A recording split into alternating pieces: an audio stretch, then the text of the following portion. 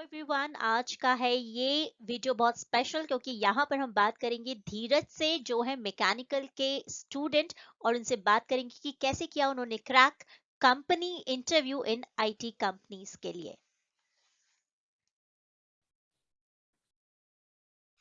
Hello everyone, welcome to Fresh Learning Academy. जैसा कि कल मैंने लाइव वीडियो में आपको बताया था कि आपके सामने एक बहुत ही स्पेशल वीडियो मैं पोस्ट करने वाली हूं, क्योंकि ये जो स्टूडेंट है ये है मैकेनिकल इंजीनियरिंग के स्टूडेंट, पर इन्होंने क्लियर किया है कई सारे आईटी इंडस्ट्रीज के राउंड्स को और सेलेक्ट हुए हैं टीसीएस जैसी कंपनी में। तो आज हमारे साथ हैं धीरज। आज हम सबसे पहले धीरज को कॉन्ग्रेचुलेट करेंगे कि उनका सिलेक्शन कई सारी आईटी कंपनीज में हुआ है। Thank you so much Dheeraj, fresh Learning academy पर आकर अपने व्यूज और एक्सपीरियंसेस शेयर करने के लिए। तो धीरज, सबसे पहले हम बात करेंगे एक बहुत इंपॉर्टेंट कंपनी जिसके बारे में बहुत कम इंफॉर्मेशन अवेलेबल है इंटरनेट पे, और वो है इवोसिस।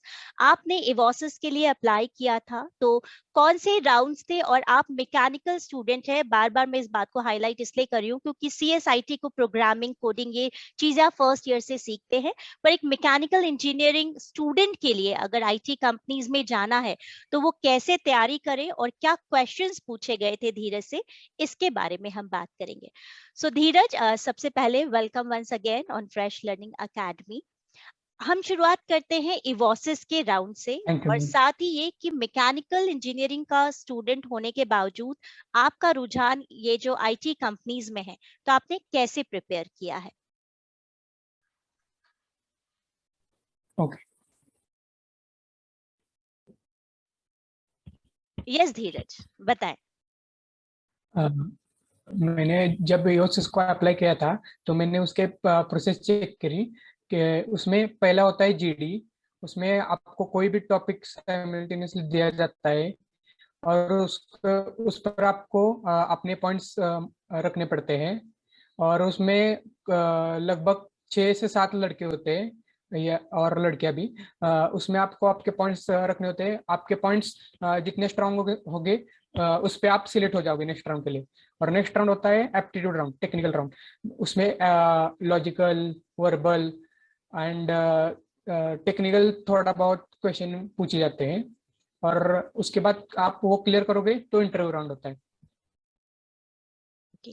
तो धीरज, क्या कुछ सिलेक्शन क्राइटेरिया था? क्योंकि इवोसिस के मैंने 2-3 वीडियोस पोस्ट किए हैं, तो आप ये भी बताएं कि आपने कौन सी प्रोफाइल के लिए अप्लाई किया था, और ग्रुप डिस्कशन में कौन सा टॉपिक आपको मिला था, और फिर जब आपके राउंड्स हुए थे तो क्या कुछ चीजें आपसे पूछी गई थी? अगर आप इसके बारे में थोड़ा सा बता पाए। Sure ma'am. इवोसिस के लिए मैंने फंक्शनल रोल के लिए अप्लाई किया था जो कि नॉन आईटी स्टूडेंट्स के लिए होता है। और दूसरा होता है टेक्निकल, वो आईटी बेस्ड स्टूडेंट के लिए होता है। और नॉन आईटी स्टूडेंट्स के लिए ज़्यादा कुछ वो डिफिकल्टीज उतना रखते नहीं है। क्योंकि जीडी में हम हमें सीधा साधा टॉपिक था वो कि electrical vehicles good for India और नॉट। ओके। उस पे हमें अपने पॉइंट्स मानने थे। एंड अगला होता है एप्टीट्यूड। उसमें डिफिकल्टी लेवल मीडियम होती है, ज्यादा भी डिफिकल्ट नहीं होता, पर आपको एप्टीट्यूड प्रिपरेशन अच्छा करना चाहिए। और वर्बल का पार्ट पोर्शन इजी होता है एप्टी के अकॉर्डिंग। ओके। तो धीरज, फिर सवाल आता है कि और जो राउंड्स हुए थे जीडी के बाद, आप शॉर्टलिस्ट हुए थे, उसके बाद क्या क्वेश्चंस आपसे पूछे गए? जीडी के बाद डायरेक्टली मुझे मेल आया टेस्ट के लिए। टेस्ट थी 30 मिनट्स की, 30 क्वेश्चंस थे। और उसके बाद अगर मैं शॉर्टलिस्ट हुआ तो इंटरव्यू के लिए से था। मींस L1 और L2 थे, पर मेरा हम्म। L1 ही हुआ। ओके। ओके। तो जो क्वेश्चंस आए थे वो किस तरह के क्वेश्चंस थे? वो वर्बल एबिलिटी, एप्टीट्यूड वाले क्वेश्चंस थे, या आपसे कोडिंग के भी सवाल पूछे गए थे? किस तरह के क्वेश्चंस थे? कोडिंग के उन्होंने नहीं पूछे थे। वर्बल, एप्टीट्यूड, लॉजिकल, ये तीन ही थे। ओके। ओके। तो धनंजय, उसके बाद आपने अप्लाई किया टीसीएस के लिए, और टीसीएस में आप शॉर्टलिस्ट हुए और अभी आप टीसीएस ज्वाइन करने वाले हैं। तो उसके बारे में भी बताइए, क्योंकि टीसीएस एक ऐसी कंपनी है जिसके बारे में मैकेनिकल के स्टूडेंट बहुत इंटरेस्टेड होते हैं, सिविल के भी, पर उनको ये नहीं पता होता है कि तैयारी कैसी करनी है।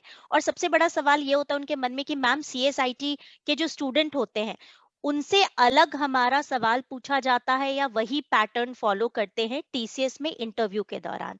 तो धीरज, टीसीएस के बारे में आप प्लीज थोड़ा डिटेल में बताइए कि क्या चीजें आपसे पूछी गई और कौन से राउंड्स थे?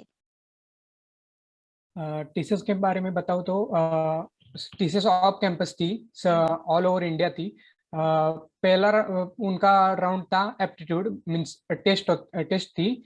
उसमें aptitude, logical, verbal and coding का राउंड क्वेश्चन थे। 2 क्वेश्चन थे कोडिंग के। और टेक्निकल में थोड़े बहुत रिलेटेड मींस लैंग्वेज के ऊपर थे, जो कि बहुत हार्ड भी नहीं थे, मीडियम लेवल के थे। और कोडिंग में 2 क्वेश्चन थे, वो थोड़ा सा टफ थे। उसमें से मेरा एक कोड का एक ही केस रन हो पाया, क्योंकि वो हाई लेवल कोडिंग थी। एंड टेक्निकल सॉरी एप्टीट्यूड में थोड़ा सा हार्ड था, बट वर्बल और लॉजिकल इजी था। ओके। तो धीरज, मैकेनिकल इंजीनियरिंग बैकग्राउंड से होने के बावजूद आपने इन कंपनीज के सिलेक्शन राउंड को क्रैक किया। तो कैसे आपने तैयारी की? कौन से ईयर से आपने तैयारी की? और आपने सीएसआईटी, ये जो फील्ड है जहाँ पे स्टूडेंट्स अप्लाई करते हैं, आईटी इंडस्ट्री, ये क्यों चुना? और मैकेनिकल के स्टूडेंट के लिए आप क्या बोलना चाहेंगे? अगर कोई मैकेनिकल का बच्चा है और वो कोर मैकेनिकल में अगर नहीं जाना चाहता है, तो वो आईटी कंपनीज के लिए कैसे प्रिपेयर कर सकता है? प्रिपरेशन के लिए आपको पहले तो एप्टी इम्पोर्टेंट है, क्योंकि एप्टी में थोड़ा बहुत हार्ड लेवल होता है।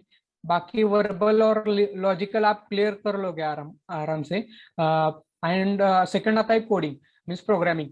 उस पर आपको काम करना पड़ेगा। कंपनी ज्यादा एक्सपेक्ट नहीं करती नॉन आईटी स्टूडेंट से या फिर आईटी स्टूडेंट से भी, जो फ्रेशर्स को जॉब देती है। वो सिर्फ आपको आपकी एक लैंग्वेज परफेक्ट होनी चाहिए, सी हो, सीपीपी हो, या फिर जावा हो, या फिर पाइथन हो। वहाँ पे कई तरह के कंपाइलर होते हैं कोडिंग राउंड के लिए भी। सो आपको एक लैंग्वेज कौन सी भी अच्छी करनी चाहिए, उससे आपको बहुत फायदा होगा। और एप्टी का बताया मैंने आपको, गिग्स फॉर गिग्स जैसे प्लेटफॉर्म्स है, और फेस प्रेप है। ऐसे कई सारे प्लेटफॉर्म्स अवेलेबल है, जहाँ पे आपको कॉम्पिटिटिव क्वेश्चंस भी मिल जाएंगे। और मैकेनिकल के स्टूडेंट्स को बताना चाहूंगा, या फिर सिविल के स्टूडेंट्स को, जो कि नॉन आईटी स्टूडेंट्स है, आप ऐसा मत समझिए कि नॉन आईटी स्टूडेंट्स को आईटी में क्यों जाना चाहिए, हम तो कोर के हैं। आप अगर देखेंगे तो लॉकडाउन में सिचुएशन आपने देखी, वर्क फ्रॉम होम सिचुएशन आई, जहाँ पे सॉफ्टवेयर इंडस्ट्री बहुत आगे तक गई, क्योंकि उनका हायरिंग भी बहुत था। अभी भी बहुत सी कंपनियां, आईटी कंपनीज हायरिंग कर रही है। अब अगर आप कोर कंपनीज में देखें तो हायरिंग इतनी नहीं होती, मास हायरिंग कभी नहीं होती। उसकी वजह से मैंने भी आईटी आईटी का प्रिपरेशन चालू किया था। और 2019 से मैंने स्टार्ट किया था प्रिपरेशन, और एंड तक मीन्स सिलेक्शन क्राइटेरिया तक मैंने करता ही आया हूँ, और अभी भी कर रहा हूँ। ओके। सो धीरज, आपने कहीं पर कोई पेड ट्रेनिंग लिया किस ईयर से? जैसे कि 4 साल का आपका इंजीनियरिंग का ड्यूरेशन होता है कोर्स का। तो अगर कोई स्टूडेंट अभी सेकेंड ईयर में आ चुका है मैकेनिकल वाला, और अभी थर्ड ईयर में कंपनीज आना शुरू हो जाती हैं, तो उसकी इच्छा होती है भाई आईटी वाली कंपनीज में भी बैठ जाते हैं, पर उनको सबसे बड़ा डर ये होता है कि हम कैसे कॉम्पीट करेंगे सीएस आईटी इसी के बच्चों के साथ। तो आपने क्या स्ट्रैटेजी अपनाई कि कम टाइम में कैसे आपने ये सारी चीजें सीखी? अ, मुझे सीखने के लिए बड़ा अच्छा मौका मेरे कॉलेज में ही मिला, क्योंकि हमारे कॉलेज में हमारे टीपीओ ने ट्रेनिंग प्रोवाइड की थी हमें। पहले वो पेड थी, मीन्स पहले जो ट्रेनिंग थी, जो वो पेड थी। उसके बाद कम्युनिकेशन की वगैरह ट्रेनिंग कॉलेज के टीचर ही लेते थे हमारे। उससे मुझे ज़्यादा मदद हुई, हेल्प हुई। सो उसके बाद मैंने उस पर फोकस करना चालू कर दिया, और प्रैक्टिस करना चालू कर दिया। ओके। ओके। तो अगर आपसे मैं बोलूं धीरज कि अपने मैकेनिकल के साथ वाले स्टूडेंट्स को या जूनियर्स को आप क्या बोलना चाहोगे, क्या टिप्स देना चाहोगे, वो कैसा माइंडसेट रखें, किस ईयर से वो तैयारी करें तो वो अपने आप को आईटी इंडस्ट्रीज में देख सकते हैं? तो उसके लिए कुछ बताएं। मैकेनिकल या फिर सिविल नॉन आईटी स्टूडेंट्स के लिए इतना ही बोलना चाहूंगा। आप सेकंड ईयर से अगर थोड़ा प्रिपरेशन चालू करोगे आईटी कंपनीज के लिए, तो वो भी आपके लिए अच्छा होगा। आपको ऐसा नहीं कि थर्ड ईयर से वगैरह करना चाहिए, सेकंड ईयर से आप करोगे तो वो बेटर रहेगा आपको, आपके लिए, क्योंकि फर्स्ट ईयर तो एकेडमिक्स के लिए जाता है, हम एकेडमिक्स का ही करते हैं बहुत सारा। सो सेकंड ईयर से आप स्टार्ट करो, पहले बेसिक सीख लो, लैंग्वेज हो या फिर एप्टी हो। उसके बाद थर्ड ईयर में आप थोड़ा कॉम्पिटिटिव प्रिपरेशन करो। क्या क्वेश्चन पूछे जाते हैं, आप इंटरनेट पे सब क्वेश्चंस अवेलेबल है, टीसीएस के हो या यूएसएस के हो, आप वहाँ पे देख सकते हो। या फिर हम मैडम ने जैसे अपलोड किए वीडियोस यूएसएस के, वो भी आपके लिए हेल्पफुल होंगे प्रिपरेशन के लिए। यूएसएस भी एक अच्छी कंपनी है, और टीसीएस का तो आपको पता है मल्टीनेशनल राइट। कंपनी है। उसके आप क्वेश्चंस ले सकते हो नेट से और प्रिपेयर कर सकते हो।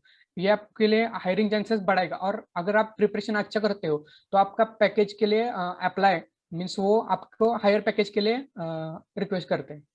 तो धीरज, आपको शुरुआत से इंटरेस्ट था, क्योंकि कई बार ये भी होता है कि मजबूरी में लोग मैकेनिकल से, जैसे आपने बोला लॉकडाउन में ये सिनेरियो था कि इतनी मास हायरिंग नहीं हो रही थी कोर कंपनीज में, तो स्टूडेंट्स को लगा कि चलो सीएसआईटी की जो कंपनीज आ रही हैं उसमें अप्लाई करें।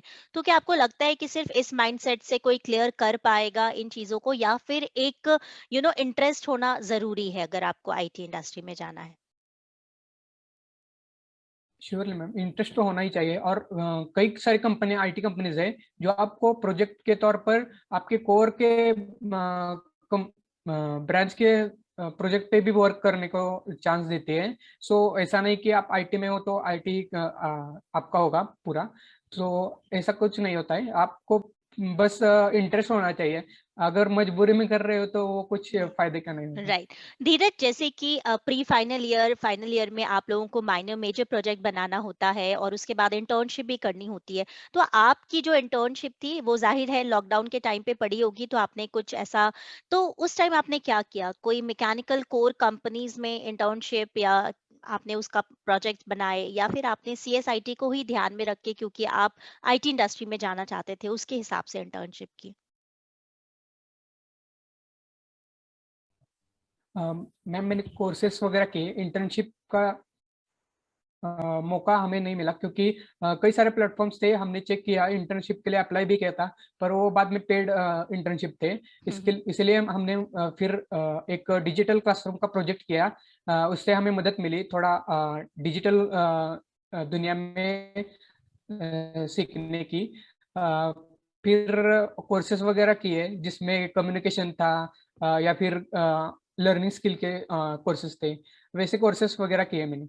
Okay, okay, very good. So Dheeraj, I guess आज का ये वीडियो देखकर जो मैकेनिकल, खासकर जो नॉन कोर वाली जो कंपनीज के स्टूडेंट हैं, मैकेनिकल सिविल, और अगर वो आईटी इंडस्ट्री में जाना चाहते हैं तो उससे उनको काफी हेल्प मिलेगी। धीरज, जब भी कोई कमेंट अगर आता है कमेंट बॉक्स में, तो मैं आपसे रिक्वेस्ट करूंगी कि आप थोड़ा सा टाइम निकाल कर अपने उन मैकेनिकल, और जो भी स्टूडेंट आपसे कुछ सवाल अगर पूछें तो प्लीज आप उसका रिप्लाई देने की कोशिश कीजिएगा जैसे ही मैं इस वीडियो को पोस्ट करती हूँ। And thank you so much Dheeraj, and ये congratulations for being selected in TCS, one of the multinational companies. तो अभी और कुछ सोच रहे हैं आप आगे थैंक यू। और कंपनीज में अप्लाई करने की, या टीसीएस ही ज्वाइन करने वाले हैं? अप्लाई करने का तो अभी नहीं सोचा, पर जितना ज़्यादा नॉलेज गेन करूंगा उतना फ़ायदा होगा, इसलिए नॉलेज गेन करने के बारे में सोच रहा हूँ। थैंक यू सो मच धीरज, और फ्रेश लर्निंग अकेडमी पे आकर अपने एक्सपीरियंसेस शेयर करने के लिए थैंक यू सो मच।